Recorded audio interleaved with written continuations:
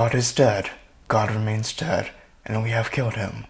Hi, so, March 2025 has ended, and it's been a hell of a month. This month, I took a real embrace of philosophical thinking because philosophy is fun. Who doesn't like moral philosophers? After watching The Good Place so much, I'm going down this philosophical rabbit hole. But rabbit holes are fun because you can become holy if you go down enough rabbit holes, probably. So hopefully, if I keep on watching it, I'll get into The Good Place.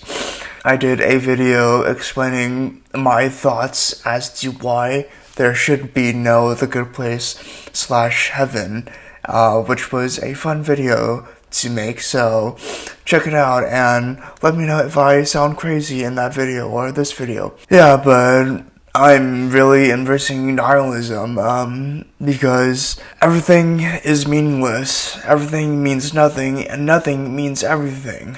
I've gotten that from existentialism because everything that we take for granted or everything that we associate with everything such as words or actions or some of that, it's up to our interpretation of what those actions and what those words mean to us. And it's extremely confusing, but again, who doesn't love philosophy? For example, one thing that has come into mind, laws are just a very strong suggestion not to do actions. They basically give you a consequence for a particular action, but it's up to a person whether or not to follow laws. Of course, I'm not saying to break laws, because that would be morally wrong.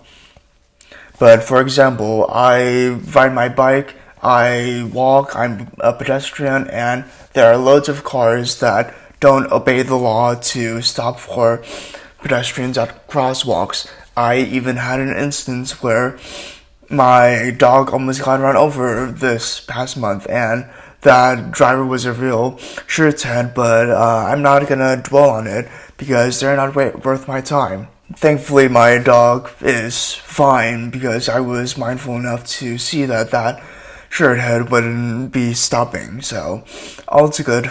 And if nihilism or existentialism is too depressing, then embrace absurdism. Because if you don't laugh, it's just painful. I find that it's extremely absurd that a politician who was once referred to as a penis-shaped asteroid is inside the White House and is president, and that penis-shaped asteroid is going to fork up the world if he hasn't done so already. But again, it's only painful if you don't laugh. Another instance of absurdism for this past month was that, so I applied to a Master's of Social Work program, and I did a international credential evaluation because universities in the US don't accept BScs and MScs from other countries because obviously those don't mean anything. And the absurd part of it is that I did better in my international credential evaluation than I did on my actual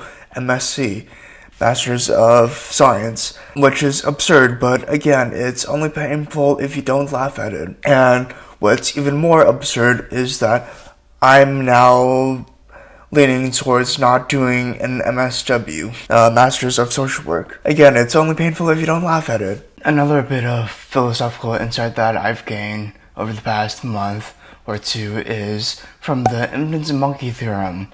Because if a monkey can type the great works of William Shakespeare, then anything can be done. The philosophical gains from March that I've gotten are that God is dead, and that infinite monkey means that we can do anything that we want to. I'll be doing a video later showing that the infinite monkey has a logical proof, at least a subset of it does. So, because math is fun, I'm getting to a mindset where I would like to move. No real reason at all, of course. It's only painful if you don't laugh at it. Nothing to do with the fact that the US president pulled his support for the Ukrainian president in the war against Russia. Nothing to do with the fact that that said U.S. president has celebrated Liberation Day, April 2nd, by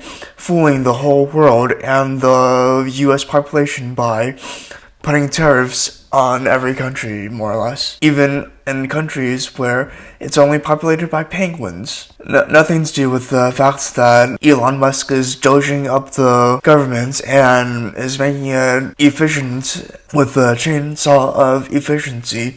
However, it's been said that he will have to be stepping down, Elon Musk, the president, just for a statutory reason.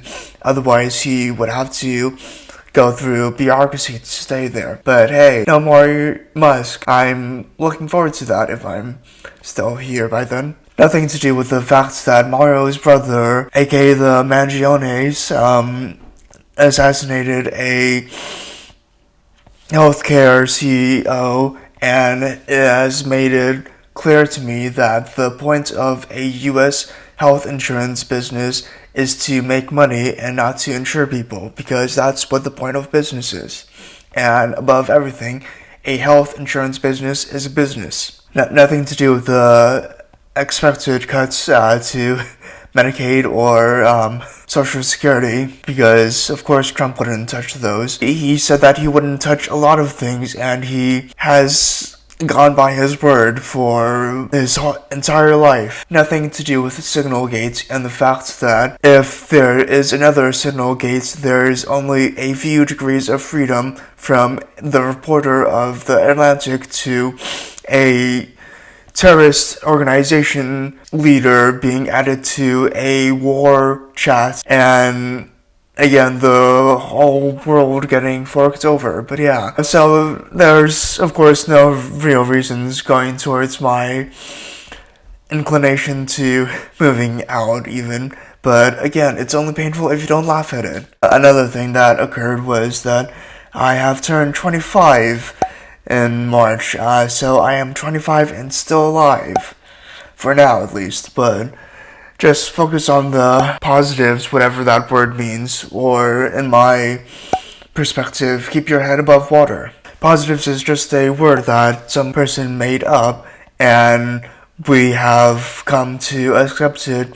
That word means what it means. Quarter-life crisis. It's only a crisis if I say it's a crisis. But now, what's in my mindset is just to save money and hopefully find a way to move again, which is fun. Really, it's a problem with me, just that I'm not in the correct mindset where I feel like I could be safe in the place that I am right now. But what doesn't kill you makes you stronger. With the mention of the quarter-life crisis, it's definitely a difficult time. However, one thing that I usually say a lot is that it's the difficult times that really make us who we are and everything like that, which can sound meaningless if you just keep on saying it, but you just gotta get through it. What I bring in my quarter-life crisis is that the best way to go about it is just be yourself and do the best that you can do, and to take it slow. Take it all in stride, hopefully. A lot of people say that eventually things will work out, but really, no one really knows that, which is the nihilistic way to think of it, but true. Another way to look at it is that we don't know what's going to happen, and that's the exciting part about life. And again, I hate the word positivity, because just some person years ago decided, this is a good sounding word, let's use this word. Instead, what I'm doing is just keeping my head above water, so keep your head above water.